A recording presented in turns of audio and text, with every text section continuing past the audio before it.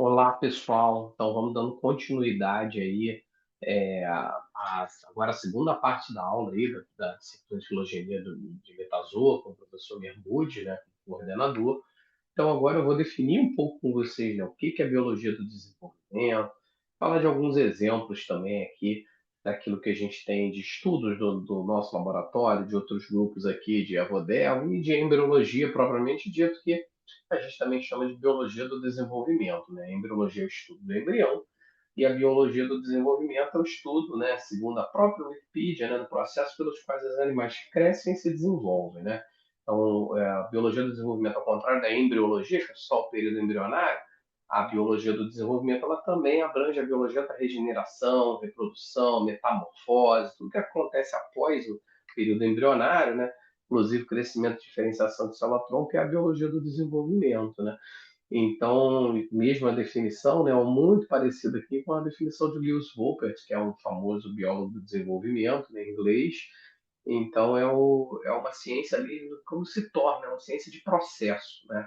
Vamos dizer assim, tem alguns livros de referência, se vocês tiverem interesse, né, o Biologia do Desenvolvimento do Scott Gilbert, e que vocês conseguem estudar, então, vários dos processos, né, de certa forma, né? Deixa eu colocar aqui o pointerzinho, só um segundo, tá? Então é isso. E como eu vinha falando para vocês logo no final da primeira parte, né, a gente tem como organismo modelo, né, aqueles organismos que eu vim falando para vocês, que são cerca de 7 organismos modelo, vertebrados e invertebrados, a gente tem como carro-chefe, principalmente quem trabalha com invertebrados, né, vertebrados, né, não no senso filogenético em si, né, mas invertebrados, quando a gente fala de todos aqueles organismos que não são os cordados em geral, né, vamos dizer assim, a gente tem um trabalho, né, seminal que levou o prêmio Nobel, né, é o trabalho envolvendo a nossa mosquinha da fruta Drosophila melanogaster, que em 1995, estudando esse processo de desenvolvimento, esses três pesquisadores ganharam o chamado prêmio Nobel, que vocês já ouviram falar, né?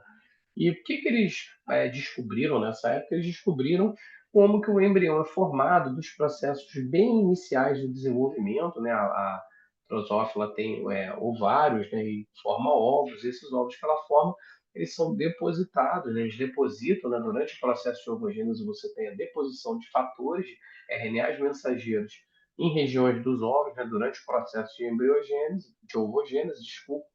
E aí, ao longo de poucas horas do desenvolvimento, você vai ver algo que tinha uma célula, né, um núcleozinho, formar 2 horas e meia, 3 horas depois, um número aí de cerca de 6.000 células que estão muito bem separadas e com identidades distintas, né?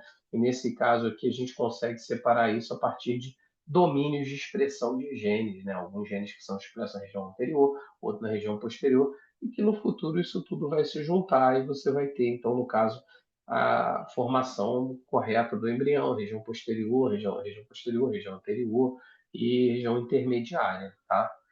Agora, as primeiras pessoas, né, uma das primeiras pessoas é que eu trago esse slide, que é um slide importante, principalmente para vocês que vão se formar como futuros biólogos, né? A gente fala muito de teoria da evolução, fala muito de Darwin, mas a gente esquece, né? Muitas vezes nós, como cientistas brasileiros, do Frederico Miller, ou Fritz Miller em alemão, que foi um grande precursor da área de biologia evolutiva do desenvolvimento, da EvoDev, né?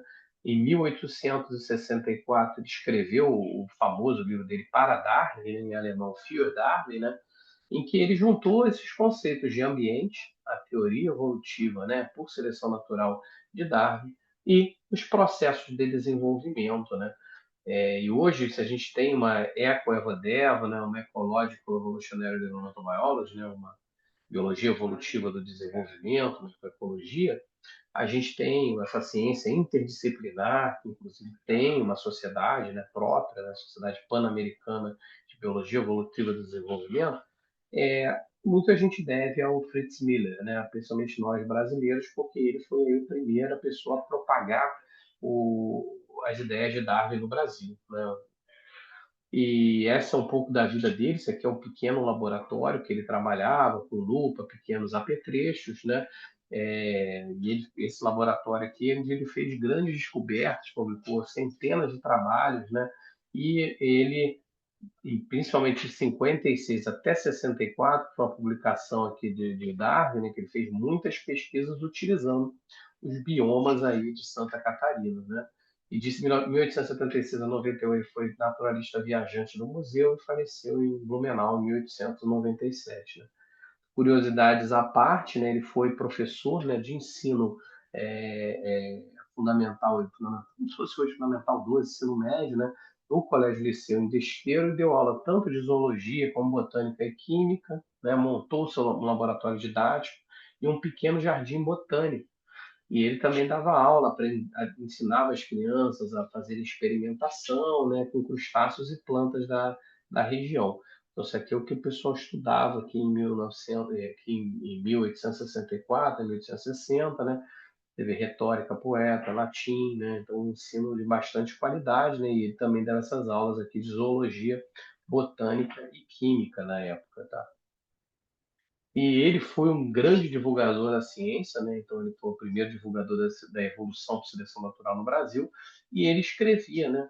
Na época, muitas coisas em jornais, né? Principalmente o Despertador, que era um jornal lá de Santa Catarina na época, em 1870, e ele analisa as descobertas que ele fez, né? Principalmente quando você olha aquilo que ele descobriu, ele coloca, né, que quando ele foi olhar a filogenia dos crustáceos, né, siris, caranguejos, camarões, etc., né, e ele começou a olhar o processo de desenvolvimento, né, embriológico, pós-embrionário, né, de náuticos, larvas, etc., ele viu que quando ele organizava a filogenia dos crustáceos de uma forma considerando os processos de desenvolvimento, ele conseguia, então, é, acumular isso de uma forma que ele tinha árvores filogenéticas. Ele foi, no caso, o primeiro a fazer cladogramas, né? Aqui na página 7 de Für Darwin, eu tenho essa edição em alemão, né?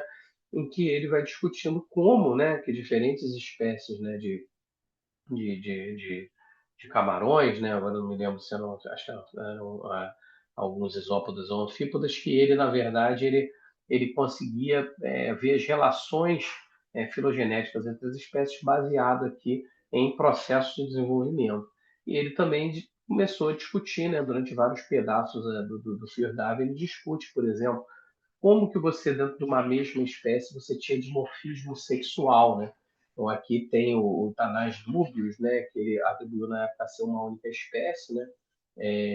E o que a gente consegue visualizar aqui nesse organismo, que é bastante interessante, é que você tem em cima uma fêmea adulta, e embaixo você tem dois tipos de machos, um agarrador, que agarra a fêmea, e essa estratégia de reprodução, e outro que seria um macho é, é, o macho agarrador, né, e o macho farejador. Então, esses dois indivíduos coabitariam, né, uma mesma população, tá? E tinham estratégias diferentes de reprodução e coabitariam ao longo do tempo, né? Uma mesma poça, um mesmo local, com estratégias diferentes de desenvolvimento, tá? Então, isso foi uma coisa que ele colocou, foi divulgando, né, todo o trabalho, né, por seleção natural, explicando, né, como poderiam coabitar. Existem outras, na verdade, existem outras descobertas de Fritz Miller também muito discutidas, né, como o próprio você já deve ter ouvido, chamado mimetismo milleriano, né, onde uma espécie se parece com a outra, desenvolve características que a aproximam de outras, né, mimetismo milleriano, que Fritz Miller também foi responsável por descrever, né, trazendo também pela primeira vez, talvez, né, conceitos matemáticos para a biologia. Então a gente não pode deixar de falar aqui numa aula de rodela, de falar da contribuição de Fritz Miller. Mas quem ficou internacionalmente muito mais famoso foi esse senhor aqui, o Ernest Haeckel, né, que vocês também devem ter ouvido falar, às vezes aí dentro da aula de biologia, porque ele conseguiu, né, fazer boas sínteses, né, do trabalho de várias pessoas, também fez muitas pesquisas com selenterados da época, né, quinidários, né, e ele foi ter essa árvore clássica em 1863, né, que ele separa os animais articulados, invertebrados aminoácidos, né, com equinodermos, aqui embaixo sedenterados aqui, mas sempre com esse conceito já de ancestral comum e de grupos relacionados. Mas até Haeckel, né, que também era alemão, como Fritz Miller, ele define Fritz Miller como um grande herói da ciência. trabalho de Haeckel ficou muito mais conhecido que o de Fritz Miller, também pelo fato de ele ter vivido a vida toda ali na Europa, escrito livros e ter tido muito mais divulgação do seu trabalho que o Fritz Miller, né? Aqui a gente tem um vídeo, não vou passar o vídeo todo, mas é um vídeo que eu vou passar depois o link para vocês, em que esse vídeo ele fala do que é Vodevo, muito bem feito. Eu não vou passar todo esse vídeo, eu passo o link para vocês se vocês quiserem, mas é um vídeo da Capela em que ele vai discutindo vários dos conceitos interessantes. Veja, do que é a Vodevo, né? Como que uma célula se divide, vai formar vários outros tipos de neurônios, né? E aí vai falando um pouco de modularidade, né? Como eu vinha falando para vocês, né? Que conceito de modularidade, como que cada peça vai para onde vai, né? Dentro de uma formação de um esqueleto, né? E agora tem a EvoDevo que mostra uma das coisas que é interessantíssima na EvoDevo, é você decodificar o código de como esses módulos vão se organizando, né? Como que umas células sinalizam para outras, ferramentas genéticas, né?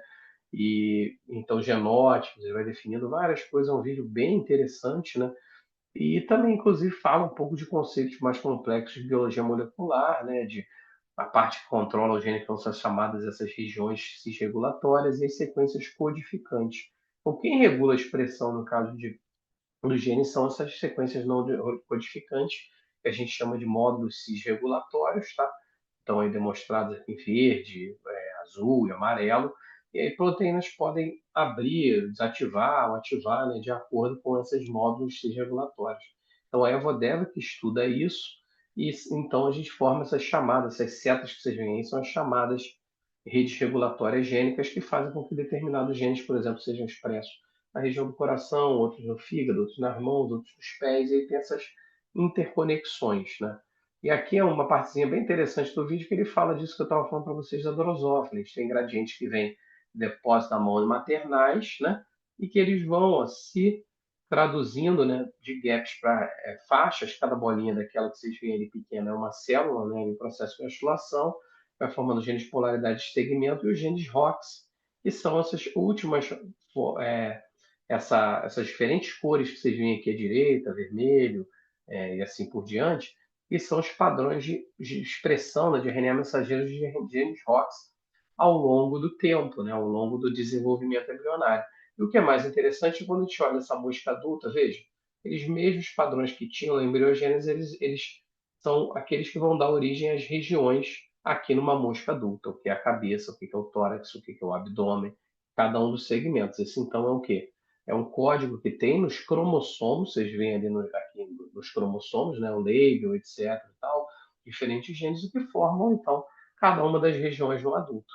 Isso não tem só na mosca, isso também tem no camundongo, tem todas as espécies até hoje que tem essa estrutura segmentada, né? Todos nós somos segmentados, você vê que tem essa homologia, então, de padrão genético, né? De cromossomos que tem genes na mesma ordem ao longo do tempo, chamados genes ROX, e a morfologia. O que é diferente é, como vocês podem ver nesse vídeo, a gente tem uma cópia desse complexo ROX em Drosophila melanogaster, na mosca da fruta, em besouros e outros organismos, e em camundongos com complexidade maior, a gente tem aí 4 complexos ROX, tá? E assim esse vídeo vai mostrando que, na verdade, a gente tinha é, o ancestral comum de Drosophila e Camundongo, né, desses organismos são 380 milhões de anos, mas há cerca de 550 milhões de anos atrás, até um pouco mais ou um pouco menos, dependendo da datação, a gente tinha esse organismo que a gente chama de urbilatéria, né, que era um organismo com simetria bilateral. E esse artigo também diz que lá no Paleozoico isso foi se desenvolvendo, e ele mostra então essa questão toda que, de aumento de complexidade, como que você tem essas redes regulatórias que regulam para a formação de olho, formação da cabeça, formação da pele, formação de órgãos, né?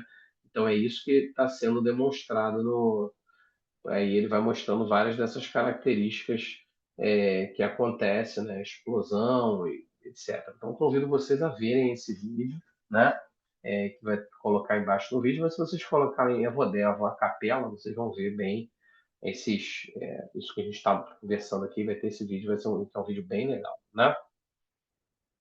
Então, ok. Mais uma vez, acho que é um pedaço bom para a gente parar, porque a gente vai falar um pouquinho mais daqui a pouco de robustez e modularidade. e vamos falar principalmente de novidades evolutivas. Então, eu finalizo aqui essa parte 2 e a gente continua aqui no próximo, tá? Daqui a pouco. Muito obrigado.